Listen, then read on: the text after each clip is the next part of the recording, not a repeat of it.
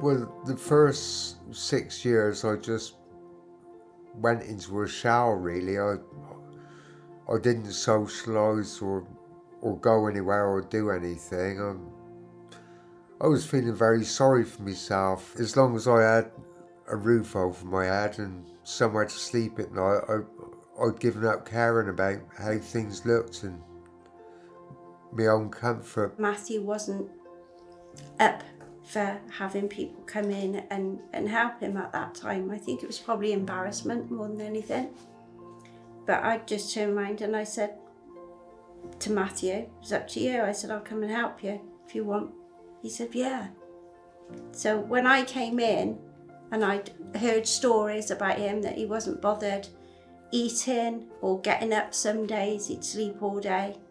I made a pact with him, basically, you will, and said, if I'm going to help you, you've got to help yourself. I said, you've got to get up every day, get showered, I'll help you clean everything and do everything.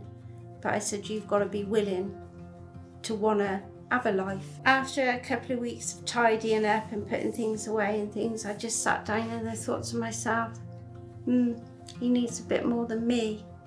You know, so you can get dust off, but you can't fix windows. So you could literally see the large window. There was a hole above it because it was the old metal frames.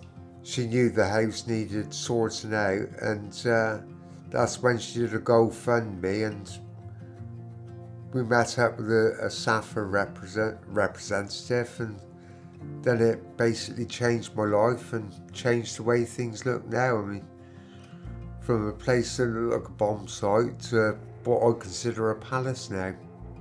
The new windows that are in, I've now got one that I can open from my chair and close from my chair, which is made me more determined to do things, and is made my life so much easier and so much better. And I've got 3 major ways of getting about. Well, I've got my walking frame, I've got my self-motivating wheelchairs, and I've also got a mobility scooter, which is the biggest lifesaver really I've had since I've had the MS, because if I was to try and walk on just my walking stick now, I'd probably get 20 metres and then I'd either have a rest or fall over. I'm fed up of falling over.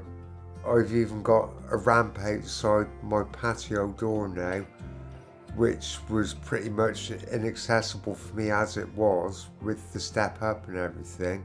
If I'm having a really bad day and I'm not able to walk, I can get transported outside, and I can, well, I very often sit out on the ramp in the wheelchair and just enjoy the sunshine while we've got it. It's like changing rooms.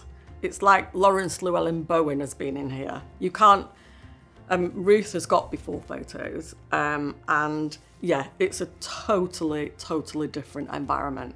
Before, and I don't think Matthew will mind me saying this, it was depressing, it was dark, it was, Matthew had not really been that bothered about his environment, and I think with Ruth's help and with our help, got the zest back. And yeah, it's life-changing. It really is life-changing. Deborah's been so supportive, and she's been so amazing, and she has been such a good friend to me and Ruth, and if there's anything we need to be doing, she'll point us in the right direction. And no, she's been amazing. I mean, I can't thank Deborah enough. She's been great. So when Deborah came along and said, well, this is what we can do, it was the pressure that was taken off of me really and put onto her, to be quite honest.